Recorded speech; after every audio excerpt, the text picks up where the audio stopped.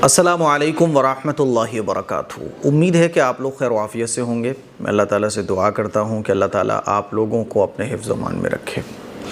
आज जिस मसले पर मैं बात करने जा रहा हूँ आप लोगों के सामने, ये मसला बहुत अहम है और इस मसले को हमें समझना बहुत ज़रूरी है, क्योंकि आजकल आप देखें हर घर में झगड़े हैं।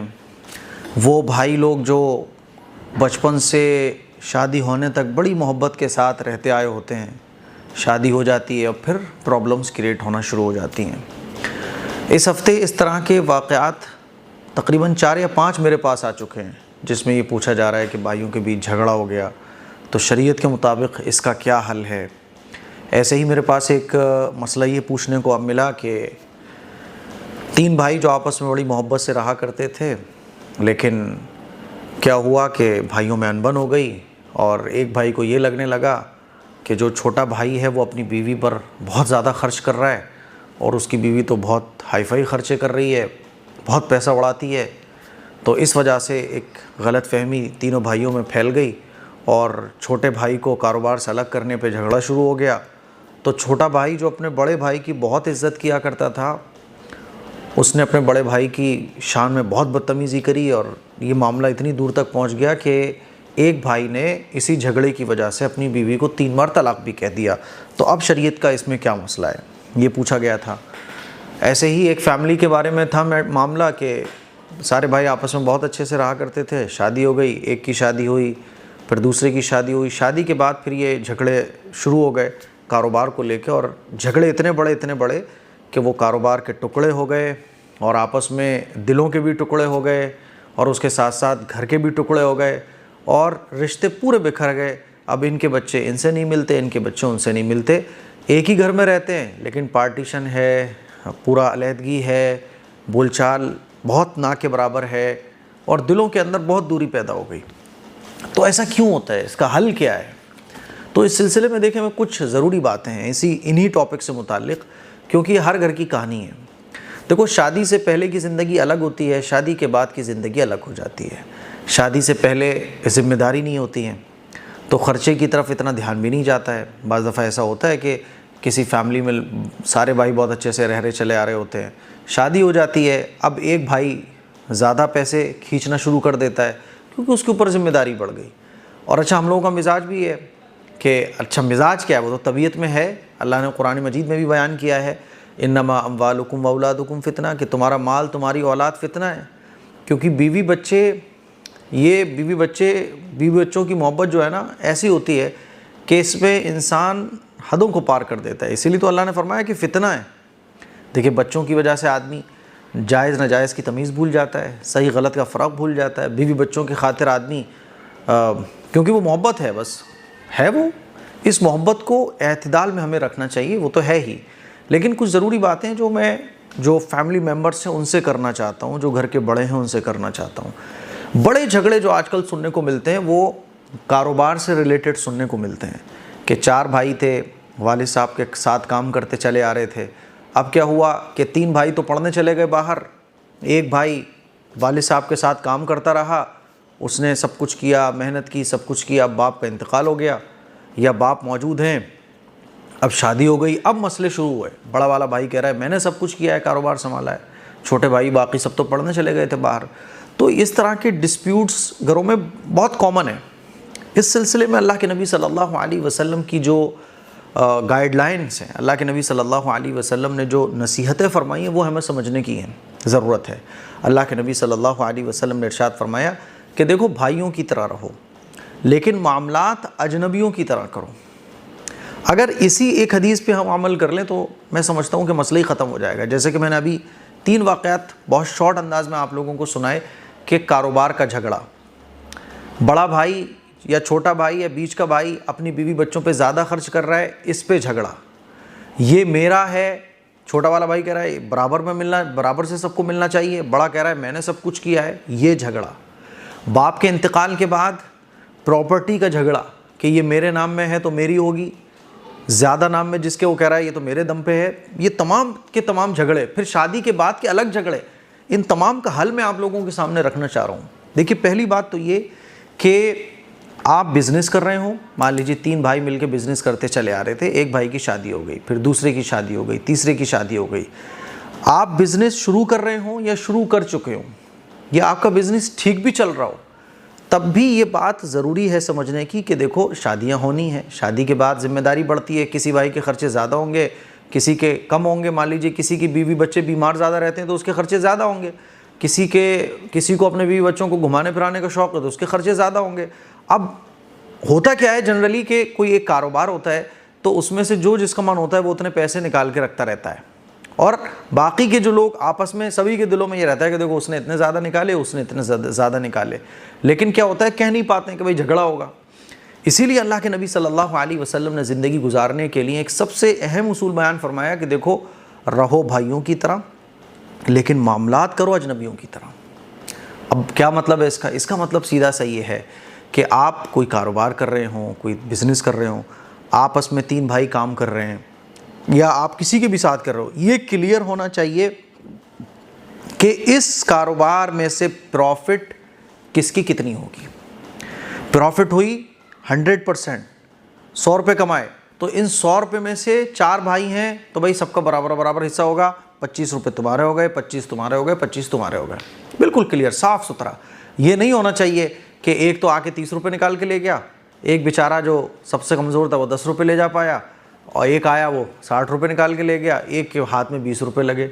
ये नहीं होना चाहिए, बल्कि ये होना चाहिए कि जो भी प्रॉफिट होगी हिसाब किताब बिल्कुल A to Z क्लियर होगा, और हिसाब किताब के बाद प्रॉफिट में से किसका कितना हिस्सा होगा ये क्लियर होना बहुत ज़रूरी है।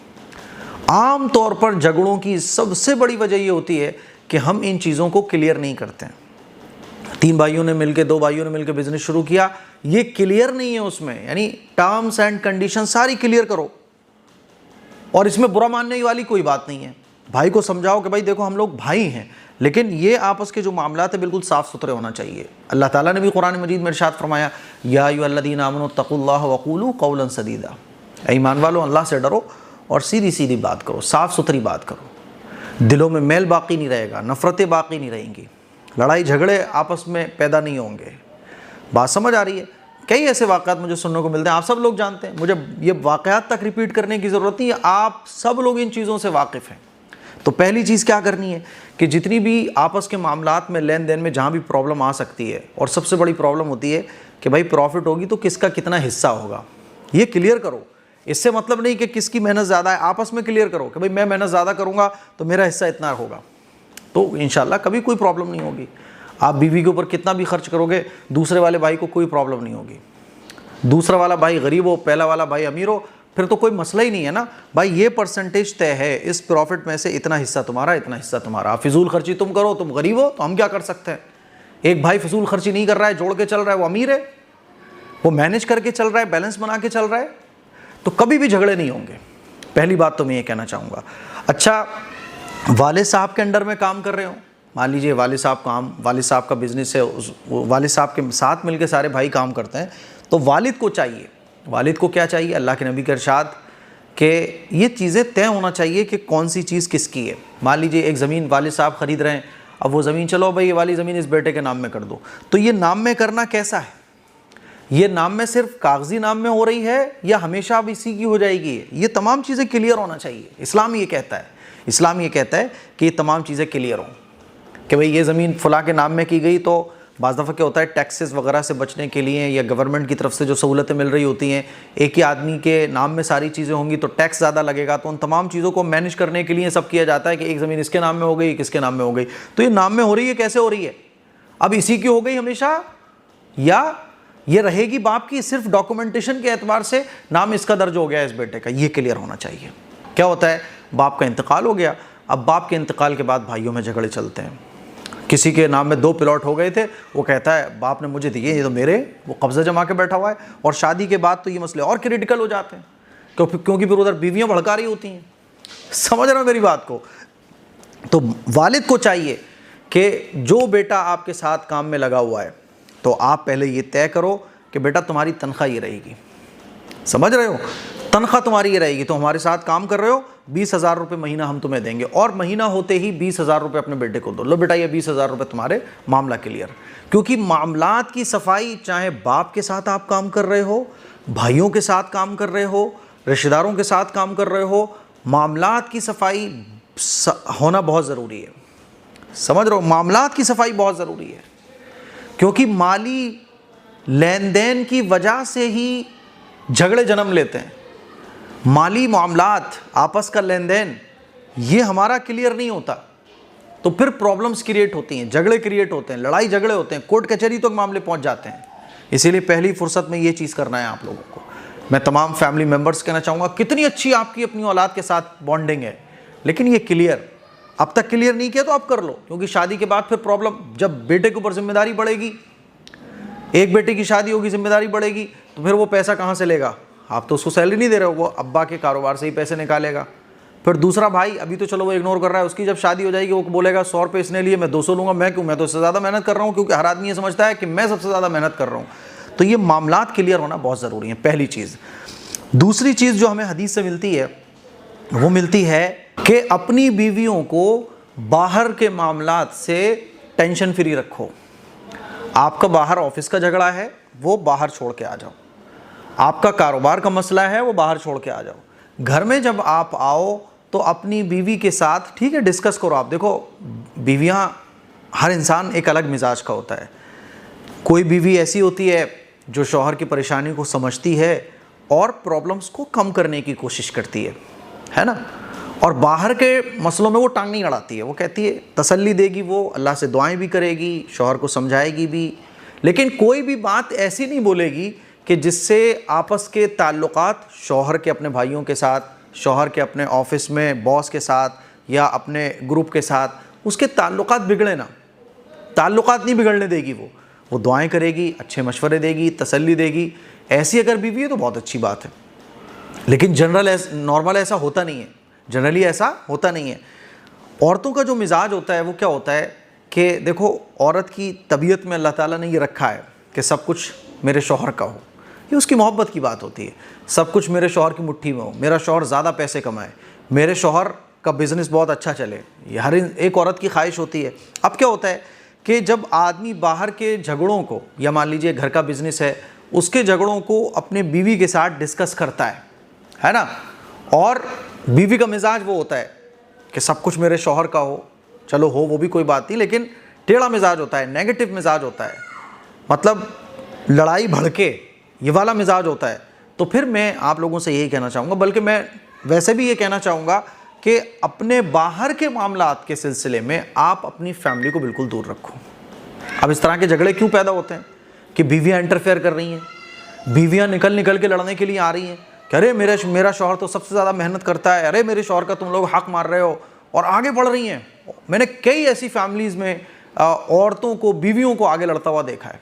शौहर तो पीछे खड़ा हुआ है ना, लेकिन बीवियाँ आगे आके लड़ रही हैं। तो ऐसा क्यों होता है? क्योंकि जब आप हद से ज़्यादा बीवी को इन्वॉल्व कर देते हो बाहर के मैटर्स में, जिस तरह से किचन की समझ आपको नहीं हो सकती ना, इसी तरह से बीवियों को बाहर के इन मैटर्स की समझ नहीं हो सकती।